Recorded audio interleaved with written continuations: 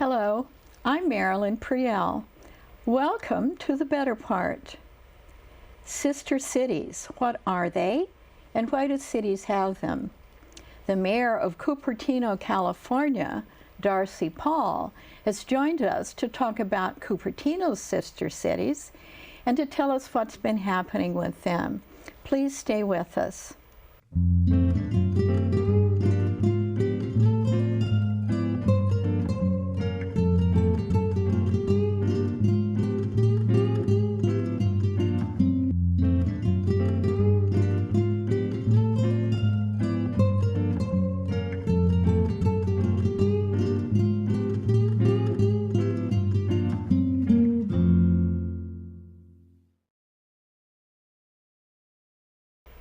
I'm happy to welcome Cupertino Mayor Darcy Paul.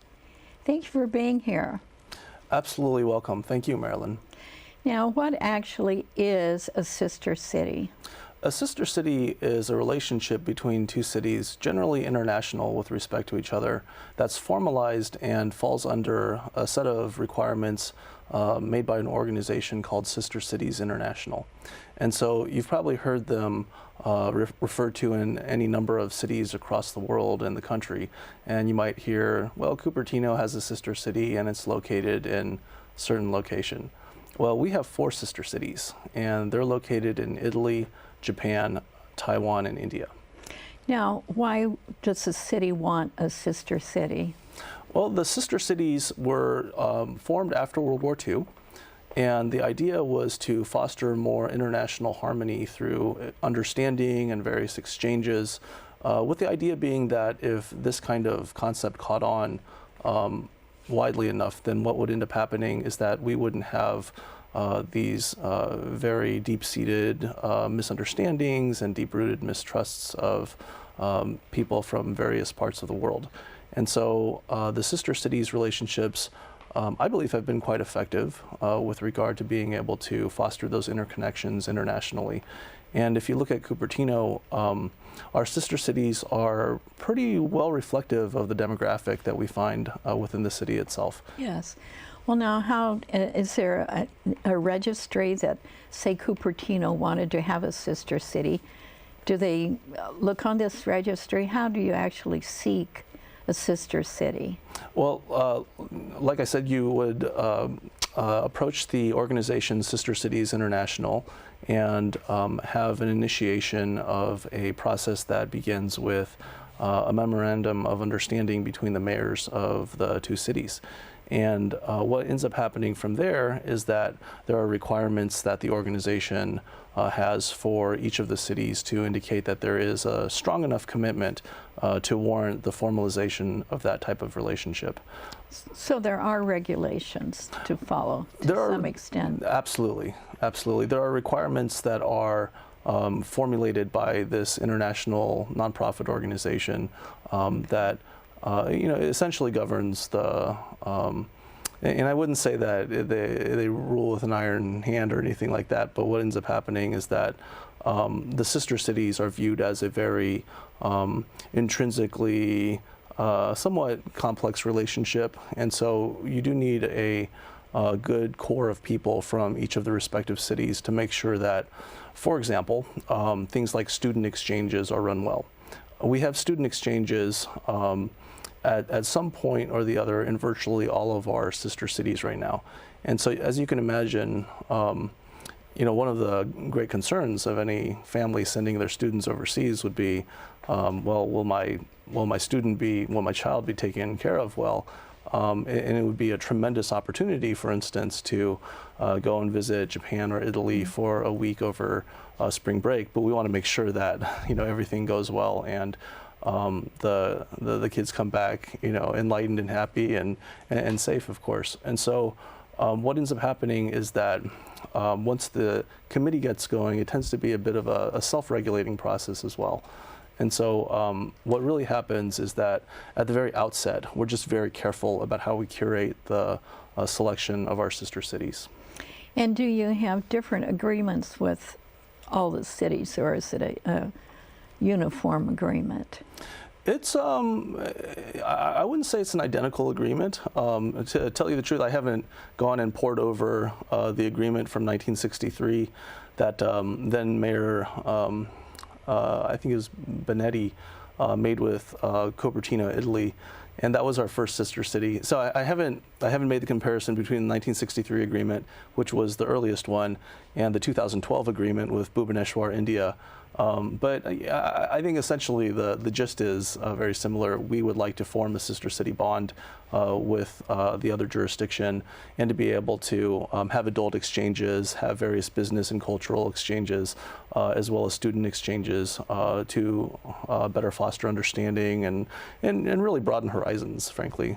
Now, you mentioned a committee that kind of oversees this, but is there an actual staff member who has like a full-time job associated with all the 4 sister cities in Cupertino? There's no full-time staff dedicated job. So the way that Cupertino structures our interactions with our cities right now, with our sister cities, we run that through our public information office. And so there are a couple of employees whose purview of duties include the sister city relationships, to the extent that the city gets directly involved. And so when you have sister city committees, you have independent nonprofit organizations that are formed for the particular purpose of making sure that the sister city committee from your side, from your city, stays intact and thrives. And it's just a very clear demarcation between the city as an incorporated municipality and the sister city nonprofit organization. Okay, now you explained, and it makes sense, that the sister cities are demographically chosen. And so I moved to Cupertino in 1967, and I always thought that some fruit farmer in Cupertino probably was from Cupertino, Italy, but perhaps that wasn't the case. So you mentioned that you weren't sure how we happened to get Cupertino, Italy, but that was, when was it chosen now for the city? The city as a sister city, and it was a very logical first choice. That was in 1963. And so that would have been 8 years after we incorporated as a municipality. Okay. Well, tell us a little bit about that city then, and have you been there yet? Oh, it's a beautiful city, and in fact, between the second council meeting in April and the first council meeting in May, I went to 3 of our sister cities, and so that was literally an around-the-world trip in about 11 days. So I spent roughly 3 to 4 days in each of Taiwan, India, and our Italian sister cities. And Cupertino, Italy, is an amazing place. In some ways, kind of oddly, it reminds me of where I grew up in the Midwest, in the American Midwest. I was born in Missouri and grew up in Kansas. And so when you fly into the nearest airport to Cupertino, because Cupertino is a city of 22,000, you get a sense that it is a pretty agrarian area still. And I would say that the architecture and the overall infrastructure is very similar. I wouldn't say the old style architecture is very similar, because it's very beautiful, it's very distinctive. And when you look at the overall environment, however, it is very agricultural. The features of the landscape that are a bit different than the American Midwest that you won't see as much is a lot of olive trees, and you see a lot of vineyards as well. But just a beautiful town. It is very much steeped in history. The history of the area goes back hundreds, if not millennia, hundreds of years, if not millennia, and well, in fact, millennia, because there are a number of artifacts and still existing structures, in fact, from the Roman Empire in the general area. And so, you know, it's a beautiful town. It has about 22,000 people.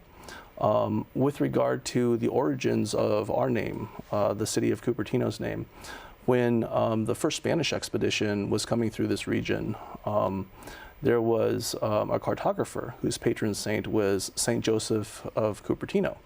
And so even though it was a Spanish expedition, by that time, St. Joseph of Cupertino had already been beatified. So on the cartographer's map, he named one of the creeks after St. Joseph of Cupertino. So it was Arroyo, I think, San Jose de Cupertino. And so it ended up being a name that stuck to that region because one of the first produced maps, if not the first produced map, had the name of Cupertino on the map. And so it was really fitting about 8 years after our founding as a municipality that we had Cupertino, Italy as our first sister city. So that was kind of the brief history. But as a city, yes, Cupertino, Italy is very beautiful. And were you royally treated? They treated us, quite well. I think it was very warmly treated. They were very, very hospitable in Italy, and you do tend to notice, I think, the different paces based upon the respective populations. So Hsinchu, Taiwan, I think, has well over 1 million people. Bhubaneswar is not considered a really huge city in India, but it has more than 1 million people as well. Cupertino, Italy is it's right in the heel of the boot of Italy, and it's a fairly agricultural area. Just a beautiful area, and again, it's very much steeped in history. Were they impressed that you were from Cupertino, Silicon Valley? I think we were pretty warmly received by all sectors of the communities. Of course, people know Cupertino because we have Apple in our city. And I think that that association is a very visceral one in many places. But in Italy, I noticed that they were very appreciative of the aesthetic aspect of that connection. And in fact, I was here in Mountain View not too long ago, last week actually, at the Computer History Museum. And they were saying that one of the displays that they had recently had to do with Apple products, but it was at least partly provided by an Italian curator, and they insisted that the name of the display be called "Sexy Before Apple." And so, with the idea that there was a certain ingrained aesthetic and attention to detail and design, historically speaking, from that area. And there's a little carving over here. Is that from Italy? It looks like it is. Old Italian. It is. But was that a gift given to you by? It is. It was. Yes. And one of the hosts, he had showed us through. He hosted us through one of the nearby towns, and so for that region, the Apulia region, Lecce is a very large city nearby, meaning that you drive maybe half an hour and you get to a town of about 100,000 people. So it would be like driving 30 minutes from Cupertino to Sunnyvale. So you get kind of a sense of what the density is like in that area, and so. As a very old technique, paper mache is something that they have been delivering in that area of Italy for hundreds of years. So that's a form of livelihood there for tourists and so forth. And they do sell those items as tourist items. Now, that's where true. did you stay? Hotels, or were you hosted in people's homes? Well, we stayed in a hotel that was not too far from the outskirts of Cupertino, Italy. It was an inn that had a vineyard attached to it. And so we were not hosted in homes, but we did stay. It was very reasonable. It's a bit of the down season at that point. But again, you look out the window and there's literally no development as far as you can see, and you see a very substantial vineyard going out to a gravel road through one of the thoroughfares that lead you into the downtown after a few minutes drive. A little bit like our wine country up north in Northern California, as it used to be a few years ago. It was.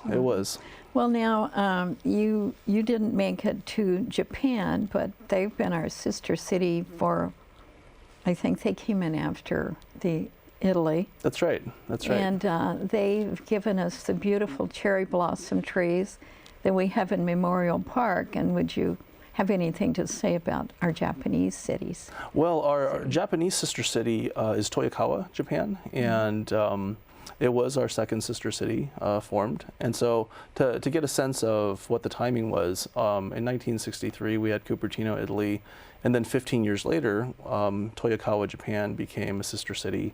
And then 20 years later, Hsinchu, Taiwan became a sister city. That's when all the people wanted to kind of came in here. There's a big flowing of Chinese people, I remember. It's a very similar, yeah. The I think it probably because of course the Japanese population has been here for a very long time, and the Chinese people have actually been here a similar amount of time as the Japanese population, except there was, I guess, a period of time during the exclusion laws where there wasn't, immigration allowed, and so that community, I guess, essentially disappeared.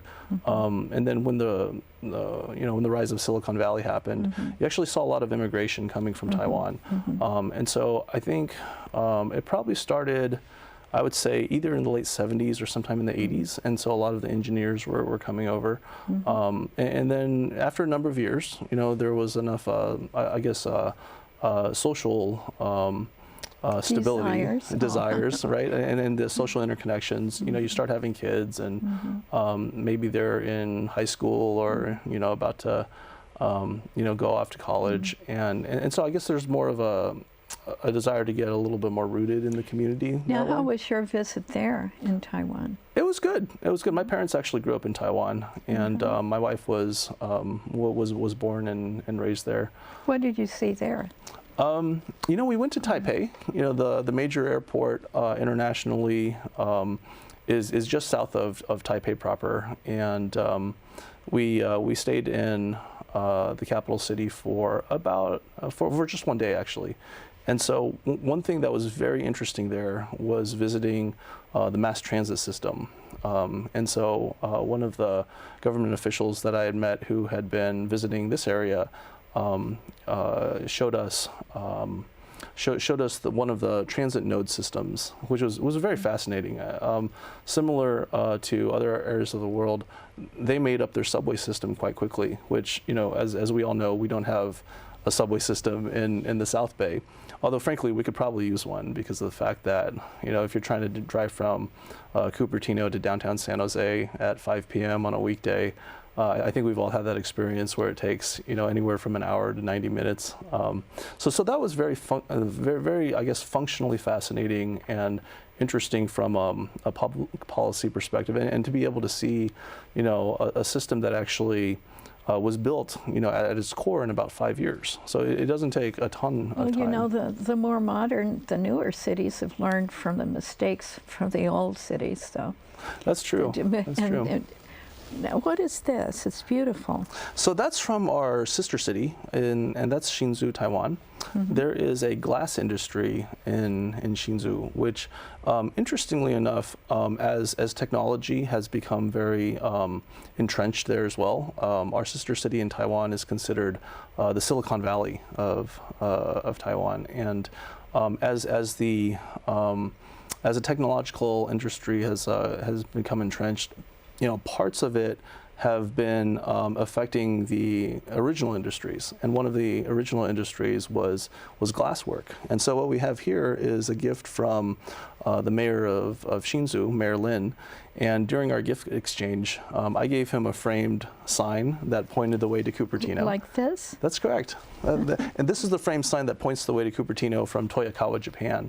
And so when we go there in November with our adult delegation of 40 people to represent our 40 40th anniversary of the sister city relationship, we'll be providing that to the mayor of Toyokawa. And so we had a similar type of gift for each of the mayors of Shinzu, Bhubaneswar, as well as Cupertino, Italy. And so during our gift exchange, the mayor of Shinzu gave that to me. And it's just a very intricately and delicately made glass bamboo sculpture. It's beautiful. Now, I want to hear about the Indian visit. Is this from India, or is that Japanese? That's correct. Yes, that's from, it says the Bhubaneswar Municipal Corporation. India. But the fact of the matter is Cupertino itself is also incorporated, but it's incorporated as a municipality. And so when you see the word corporation, you might think, oh, well, you know, it's a company-related kind of thing. But in fact, our legal structure is also a type of incorporation. They just happen to put corporation in the name of their formalized city. So these are three representations of Bhubaneswar. Was it very different going to India than it was the other cities? They were all very singular. I mean, they had aspects that were in and of themselves very unique to them.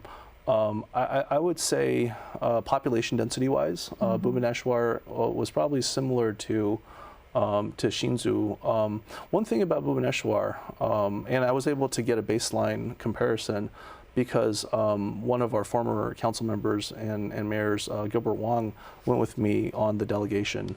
And he had actually helped to initiate the sister city relationship with Bhubaneswar, India, 5 years ago. And so he was able to say, well, this is infrastructurally, it looks much more developed and built out. And so Bhubaneswar has an area of town that's still a little bit older. And by a little bit older, we're talking anywhere from 3,000 to 4,000 years because this is an area of India that used to be extremely well known for the many Hindu temples that it had. And so at one point it had something like 4,000 of those temples. And so the older area of the city has a lot of them still. So there's something like 700 or so of them remaining. But the area where you see the municipalities, and in Bhubaneswar is actually, it's a city government, but there's also the head of a county and the head of a state government overlapping in the same city.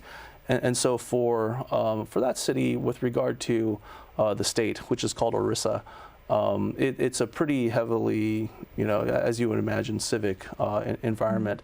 But I would say, India, for me, it represented the most unknown, right? And I found it very fascinating. Infrastructurally, it's progressed quite a bit over the last several years. It's very committed to technology as well, and making sure that it does what it can to be at the forefront of the smart city movement. There was recently a countrywide, effort, not so much calling it a competition, but an effort to push those cities into the smart city environment. And so Bhubaneswar came out as one of the top smart cities of India. And so, I kind of see that relationship that we, as a city of only 65,000, between 60 and 65,000, depending on, where we sit between census counts. But I see us as a relatively smaller city with that relationship being able to just really foster such a good connection and provide, I think, a source of inspiration for cities to be able to say, not only is it about technology, it's also about social equity. There are slums in that area, or there were relatively recently. And I spoke with the vice mayor of Bhubaneswar, and I asked her about some of the primary issues she had been working on the last several years. And she told me about the specific things that they had done infrastructurally, and things such as simple and basic as creating infrastructural areas for electricity and water to go to particular areas really make a fundamental difference, as you could probably intuit. But of course, if you're just kind of letting the status quo go forward, and a lot of the times it's hard to pick up when there's a fair amount of inertia. But in the relatively brief time of 4 to 5 years, that infrastructure had been delivered, and so the improvements are happening. And I think there's a tendency to look at any particular point in time and think that it's going to be static, right? And so to be able to have this kind of relationship where, of course, you're not going to a sister city every month or every year.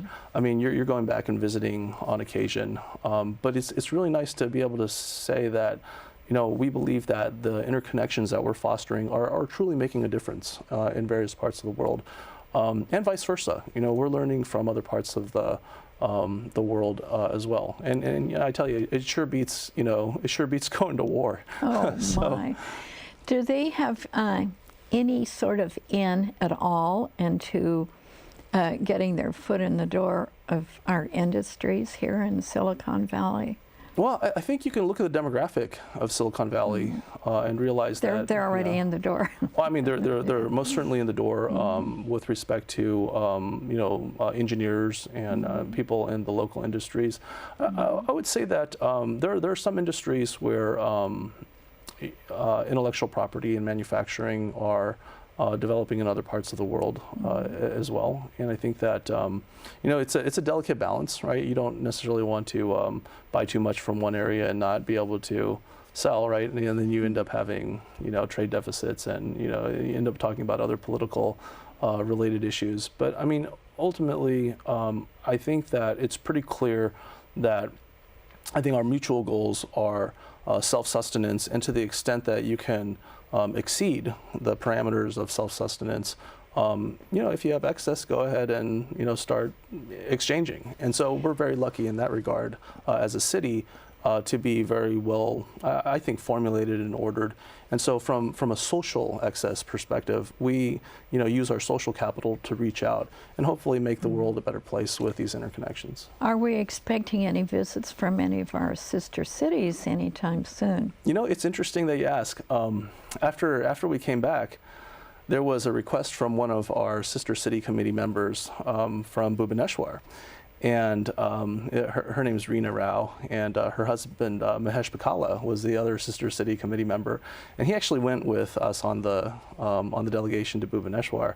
But Reena said, "Well, I have a group of students from Sacramento coming to visit Cupertino City Hall," and I kind of misunderstood her. I thought it was just a group of students from Sacramento, but in fact, it was a group of students from a school in Bhubaneswar that were visiting Sacramento, and then went to visit Cupertino City Hall. And so, you know that you know, I relate that story because Bhubaneswar is our most recent sister city, and it's also the one that we haven't actually formalized a first delegation, but effectively, you know, in that week or 2 weeks after I got back from Italy, we hosted our first group of students. And so there were approximately 15 students from Bhubaneswar from a school called Sai International that had visited Cupertino City Hall. And so, you know, that, as you can imagine, it's quite an endeavor to get people from other parts of the world, especially students, hosted in your city. And I see that as a really tangible stepping stone to being able to deliver the goal of the true exchange. Well, it's been really interesting hearing about Cupertino's City Sisters, and thank you for coming and giving us some insight into all that's happening. Absolutely. You know, we could probably go on for hours. I'm sure. Yeah, but I wish we could. Appreciate the hosting, and it was a real pleasure. And thank you for coming out to the volunteer fair recently. Oh, you're welcome. It was a pleasure. It was our pleasure to host as well. Thank you for joining us. It was an interesting program. I'm sure you learned a lot today, and we hope to see you again soon. Goodbye for now.